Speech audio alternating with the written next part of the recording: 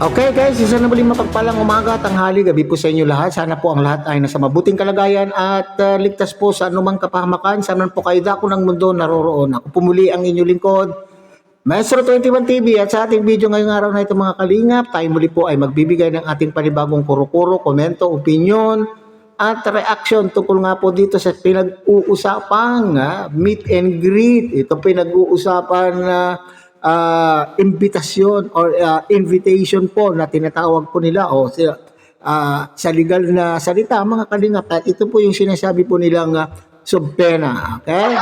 Subpena na po, banggitin na po natin mga kalingap na subpena kasi alam ko marami na rin pong nakakalam, at bukod po diyan mga kalingap ay yung taong concern mismo mga kalingap ay kinumpirma na po niya, kinumpirma na po niya na siya po ay nakatanggap na. Pwede ba natin sabihin nakatanggap or siya mismo daw po ang pumunta? Siya po na mismo ang pumunta. Siguro at para siya po ay ma-verify po niya mga kalingap sa kanya pong sarili kung talagang totoo po yung sinasabi po ni Kuya Bal na mayroon pong lalabas na love letter. Okay, so ngayon po, siya na mismo mga kalingap ang nakapagkumpirma na mayroon nga po. So hindi natanggap, kundi siya talaga ang pumunta roon. Siguro maaaring kaya po ay pumunta roon para i-verify kung talagang mayroon, kasi nga ay may naririnig po siya siguro mga kalingap. May mga naririnig o baka naman po ay may nagpaabot ng mga ganyang kwento sa kanya na talagang legit, yung pong sinasabi po ni Kuya Bal. Okay, so yan ang pag-uusapan natin ngayong araw na ito mga kalingap. Pero bago po yan, suportahan po natin Kuya Bal Santos Matubang, Ate Edna Vlog, Kalingap Rob, at syempre kung bagong dating lang po kayo, kung bagong silip lang po kayo sa ating munting channel, sana po ay inyo rin pong tangkilikin sa pamamagitan po ng pagbibigay niyo po ng like, share, and subscribe. At tuloy pindutin na rin po ang notification bell, at nang sa ganon, tayo pa rin po ay magkita-kita at magsama-sama sa susunod pa pong mga reaction videos na ating gagawin. Likewise, may galat shout out sa ating mga kasamahan po dyan sa Karepa, Kalingap Reactor Partners, sa pamuno po yan siyempre ng ating Presidente Javier De Leon aka Virador. At ganoon din po mga kalingap, sana suportahan po din natin ang ating mga Kalingap Partners, mga Kalingap charity vloggers, lalo na po yung mga nariyan po sa iba't ibang Kalingap landing pad na mayroon po tayo sa ating bansa. Okay, so mga kalingap, sa ating pong pagpapatuloy, so kahapon kahapon po mga kalingap ay tayo po ay nag-content na rin po tungkol po dyan sa love letter na yan o yung invitation na yan na sinasabi po natin kahapon na plansado na po, plansado na po ang imbitasyon, plansado na po yung event na yan, kasi meron na pong nabanggit po natin sa ating pong impormasyon na nakalap, sa impormasyon po na i-feed po sa atin bilang Kalingap Partner, ay nakita po natin na mayroon na pong araw, may date na po, mayroon na pong oras. Kaya nga sinabi po natin sa nakaraan po natin na content ay ilang tulog na lamang po. Ilang tulog na lamang po. So ngayon nga ay mangyayari na po. Ilang tulog na lang ang pa. Okay, so doon sa content natin po niyan mga kalingap, hindi pa natin po pinapangalanan. Pero ngayon ay yung taong concern mismo na po ang nagkumpirma. Okay, base po doon sa naging live, pagkukumpirma po ng tao, pagkukumpirma po ni Kapisot mga kalingap, ay nabanggit po niya po sa kanya pong naging live. Habang siya po ay nagbibiyahe o pauwi, at sinasabi po niya doon, naggaling na po sila doon, uuwi po siya siguro dahil mayroon po siyang kukunin na mga ebidensya, siguro mga kalingap, uuwi, pagkatapos ay babalik na muli. So imagine po natin, imaginein po natin mga kalingap yung perwiso. Di ba sabi ko doon sa una natin pong naging content, yung perwisyo po, nadulot po, yung abala po.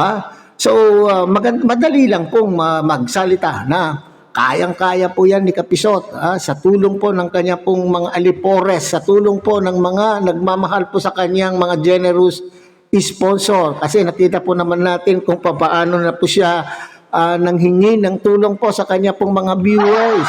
Na ultimong mga GCash po niya ay nakalapag na po. At base na rin po sa kanyang live ay talaga naman pong tahasan.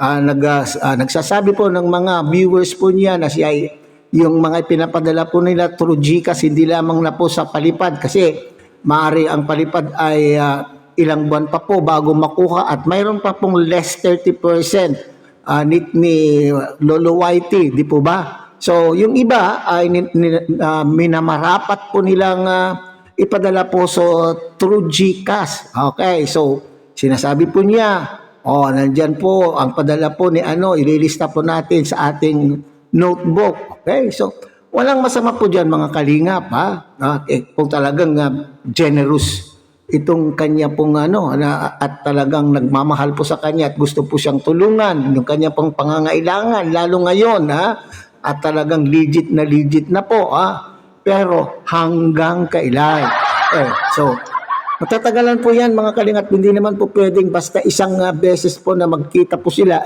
mag-meet and greet mayroon na pong resulta so nakita po naman po ninyo yung trial, yung trial na ginagawa po sa impeachment, impeachment trial ay talagang matagal.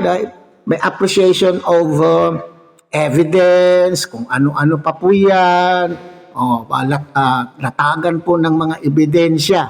Okay? So, ngayon, doon sa naging live po niya, mga kalingap, ay sinasabi po niya, natatawa lang daw po, Naku, sa ganyang pa po ay natatawa pa po sa ganyang sitwasyon ay natatawa pa raw po itong si Kapisot. Alam niyo kung bakit daw po siya natatawa?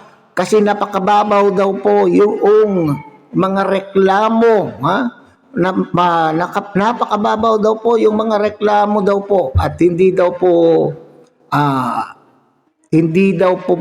anong tawag po dyan? Hindi pareho, hindi pantay bang tawag po doon mga kalingap, Hindi pareho kung ano ang kanyang sinabi kanyang pahayag sa kanyang live stream doon sa statement na ginawa po ng mga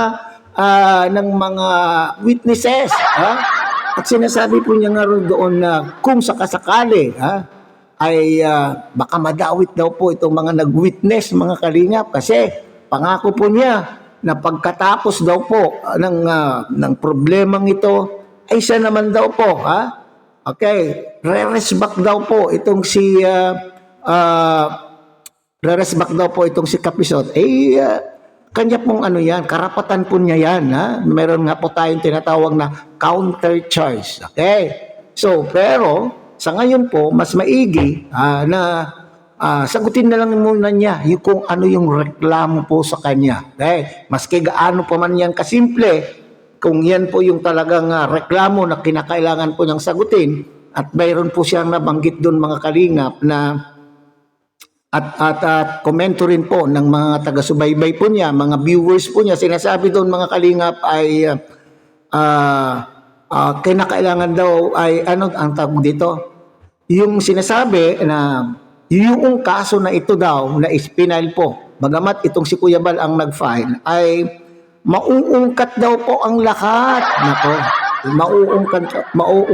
mauungkat ang mga kasalanan, ang mga pinaggagawa daw po sa foundation po ni Kuya Bal. Hindi pa po yan hindi po yan po yung pinaka-focus po ng kaso. Hindi po pwede na may reklamo sa'yo iba-iba ang isasagot mo. Kasi po, sila po ay nang-aabuso ng kabataan. Hindi po yan kasali po yan sa... hindi po yan kasali po kung ano yung pinag-uusapan po sa korte. Kung ano yung reklamo ni Kuya Bal, yun ang sagutin mo. Kung anong ebidensya mayroon ka, tungkol po doon sa reklamo sa'yo, yun ang ilatag mo. Hindi yun po pwedeng... kasi po, nakikita po namin sa kanila pong vlog ay inaabuso. Okay, so kung yan ang isasagot mo, nako, wala po yan. So, Kung gusto mo na ang yung mga reklamo mo at yan naman po ay parati mo sinasabi po sa mga live mo, yung mga mali na ginagawa, yung mga pang-aabuso di umano na ginagawa po ng Kalingap at ng foundation po ni Kuya Bal, sabihin mo na lahat yan at gawin mo yan doon kung ikaw ay nagrereklamo.